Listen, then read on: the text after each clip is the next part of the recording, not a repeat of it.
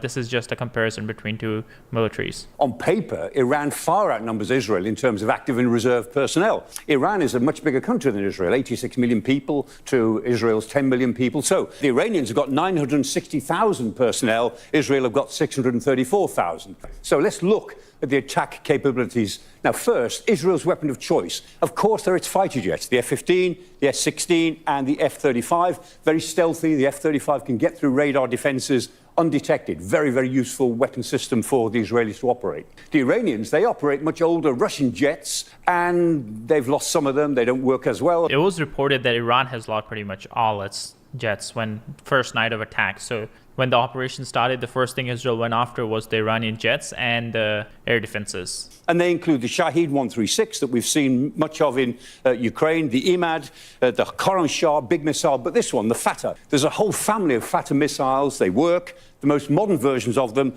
are thought to be hypersonic, which are really very difficult to defend against. In total, it's estimated that the Iranians may have 3,000 of these ballistic missiles. Most estimates would say it's probably nearer 2,000, but undoubtedly they have a lot of them, and they could keep throwing them at Israel over the coming days and weeks if they chose to do that. And Israel claims that Iran was building up the capacity to manufacture 300 ballistic missiles a month. And that, with their ranges, would put Israel and hundreds of US bases in the crosshairs around the region. So if you look at a range map... Now, this is the big news we got today, which I don't know if Iran has like the ability to carry through the threat. But they were saying anyone who's helping defend Israel, so taking down the Iranian missiles, Iran will go after their bases. So this was really a message towards like the UK, US, and maybe France. I don't know how much France is involved. But they were saying they're going to start attacking Western bases in the Middle East if they continue helping Israel. Israel has the most advanced defense system in the world, and it's built it up. And it's getting support from United States assets in the region. And that system, most people call it the Iron Dome, but Iron Dome is only one type of missile. So there's the Iron Dome missile itself. There's David's Sling, which is a high-altitude, short-range, very fast missile. And there's the Arrow 3. Probably the best of the whole bit is the Arrow 3. That probably works the best of all. But between them, as well as with some Patriot missiles, they create this sense of a dome. Well, also, one of the more important ones they have is the THAAD, the American space missile, I guess. It's the closest thing we have to like a real-life Star Wars missile, because what it does is like it takes down missiles in space. It's not in the atmosphere. This is from like 6 minutes ago, so we just used it right now too. So all these attacks, the one we see, it's like just these are happening in space, so outside the atmosphere, and they're costing like 12 million a pop. This is where I would love to be at a base where they're launching these missiles to take down the ballistic missiles, because they aren't small. From like what I read online, the missiles they're launching are like size of a fridge. So they're launching big interceptors on these ballistic missiles and then taking it down. Multi-layered dome that sits on top of their population centers that can cover the whole country, because it's a small country, and give them close to 100% protection. But of course, no system will ever give you 100% protection. Now, you can see here, action over Tel Aviv. A few missiles did get through, but the vast majority were intercepted.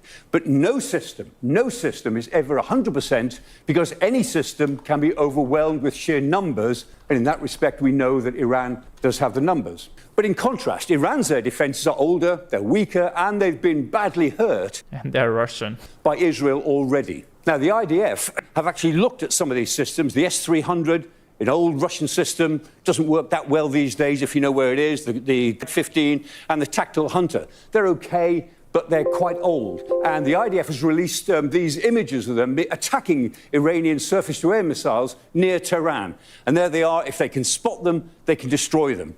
They've got enough intelligence to know where they are, even those which are mobile, like the S-300.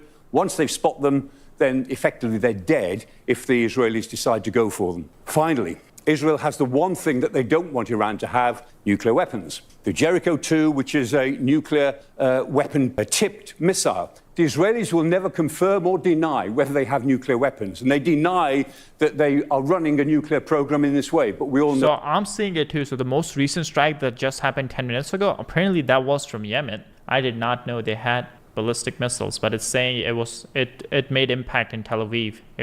Iron Dome was not able to stop it. But they have the Jericho 2. It is nuclear. The Iranians would love to have what the Israelis have had for years. And in response to these attacks, the Iranians talk a very good game. They talk big, and they can certainly hurt Israel. But in a war of the skies, which this is going to be for some time yet, Tel Aviv certainly has the upper hand. So that's what happens. This is where it's so deadly. When they send in like 50 missiles, even if one makes impact, it's just hurting the whole block. It's not even a small spot. So it's really, really damaging. The way it comes down, how fast it came, I don't think I would be able to run away at all.